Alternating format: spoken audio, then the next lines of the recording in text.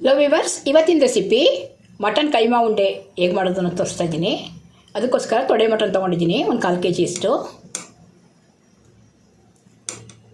ಈಗ ಇದನ್ನು ಸಣ್ಣ ಸಣ್ಣ ಪೀಸ್ ಮಾಡಿ ಮಿಕ್ಸಿ ಜಾರಲ್ಲಿ ರುಬ್ಕೊಳ್ತಾ ಇದ್ದೀನಿ. ನಿಮ್ಮ ಮನೆ ಕಟ್ ಮಾಡ್ಕೊಳ್ಳೋದು ಬೇಡ ಅಂದರೆ ಮಟನ್ ಶಾಪಲ್ಲೇ ಕೈಮಾ ಕಟ್ ಮಾಡಿಸ್ಕೊಂಡು ಬರ್ಬೋದು. ನಾನೀಗ ತೊಡೆ ಮಾಂಸನ ಕಟ್ ಮಾಡಿ ಮಿಕ್ಸಿ ಮಾಡ್ಕೊಳ್ತಾ ಇದ್ದೀನಿ.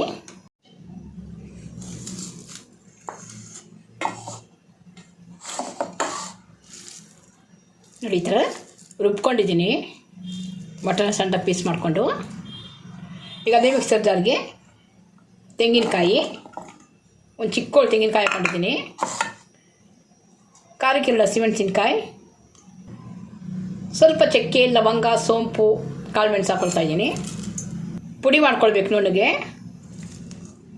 ರುಬ್ಬಿರೋಂಥ ಮಟನ್ಗೆ ಸೇರಿಸ್ತಾ ಇದ್ದೀನಿ ಮಸಾಲೆನ, ಕಾಯಿ ಮಸಾಲೆನ.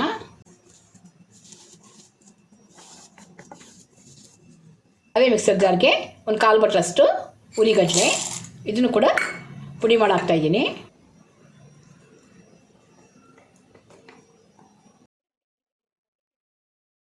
ಶುಂಠಿ ಬೆಳ್ಳುಳ್ಳಿ ಪೇಸ್ಟ್ ಕೂಡ ಸೇರಿಸಿದ್ದೀನಿ. ರುಚಿ ತಕ್ಕಷ್ಟು ಉಪ್ಪು, ಸ್ವಲ್ಪ ಅರಿಶಿಣ, ಇಷ್ಟನ್ನು ಚೆನ್ನಾಗಿ ಮಿಕ್ಸ್ ಮಾಡ್ಕೊಳ್ಬೇಕು.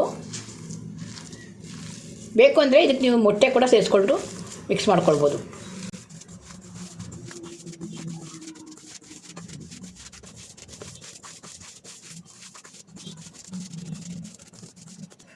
ಈ ಥರ ಚೆನ್ನಾಗಿ ಮಿಕ್ಸ್ ಮಾಡ್ಕೊಂಡ್ಮೇಲೆ ಸಣ್ಣ ಸಣ್ಣ ಉಂಡೆಗಳಾಗಿ ಕಟ್ಟಿಟ್ಕೊಳ್ಬೇಕು.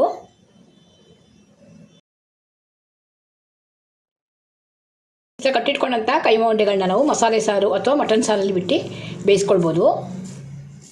ನಾನು ಈ ಕೈಮಾ ಉಂಡೆಗೆ ಸೇರಿಸೋದಕ್ಕೆ ಯಾವ ಕಾಯಿ ಮಸಾಲೆ ಹಾಕಿದೆ ಅದೇ ಕಾಯಿ ಮಸಾಲೆಗೆ ಅಚ್ಕಾರದ ಪುಡಿ ಮತ್ತು ಧನಿಯಾ ಪುಡಿ ಸೇರಿಸಿ ಕುದಿಸ್ಕೊಂಡು ಕೂಡ ಅದರಲ್ಲಿ ಬಿಟ್ಕೊಳ್ಬೋದು. ಈ ಕೈಮಾ ಉಂಡೆಗಳನ್ನ ಬೇಯಿಸ್ಕೊಳ್ಬೋದು.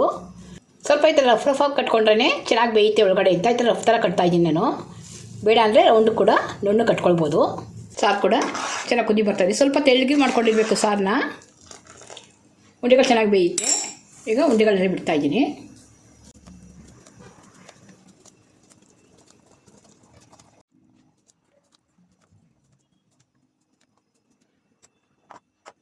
ಮೀಡಿಯಮಲ್ಲಿ ಇಟ್ಕೊಂಡು 5 ರಿಂದ 6 ನಿಮಿಷದ ಕಾಲ ಬೇಯಿಸ್ಕೊಳ್ಬೇಕು.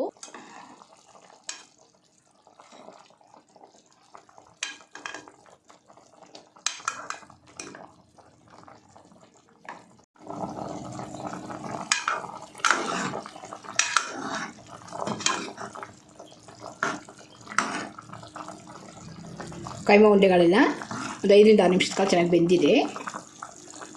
ಇನ್ನೊಂದು 2 ನಿಮಿಷದ ಕಾಲ ಲೋ ಫ್ಲೇಮಲ್ಲಿ ಇಟ್ಕೊಂಡು ಬೇಯಿಸ್ಕೊಂಡ್ರೆ ಒಳಗಡೆ ಎಲ್ಲ ನೀಟಾಗಿ ಬೇಯುತ್ತೆ. ರುಚಿಕರವಾದ ಕೈಮಾ ಉಂಡೆಗಳು ರೆಡಿಯಾಗಿದೆ. ಆ ಕೈಮಾ ಉಂಡೆ ಮಾಡುವಾಗ ಯಾವ್ಯಾವ ಕಾಯಿ ಮಸಾಲೆ ಸೇರಿಸಿದ್ನೋ ಅದೇ ಕಾಯಿ ಮಸಾಲೆ ಜೊತೆಗೆ ಸ್ವಲ್ಪ ಅಚ್ಕಾರದ ಪುಡಿ ಸೇರಿಸಿ ಈ ಥರ ಬೇಯಿಸ್ಕೊಂಡು ಕೂಡ ಕೈಮಾ ಉಂಡೆಗಳು ಬೇಯಿಸ್ಕೊಳ್ಬೋದು. ವಿಡಿಯೋ ಇಷ್ಟ ಆದರೆ ವಿಡಿಯೋ ಲೈಕ್ ಮಾಡಿ, ಶೇರ್ ಮಾಡಿ, ನಮ್ಮ ಚಾನಲ್ನ ಸಬ್ಸ್ಕ್ರೈಬ್ ಮಾಡ್ಕೊಳ್ಳಿ. Thanks for watching.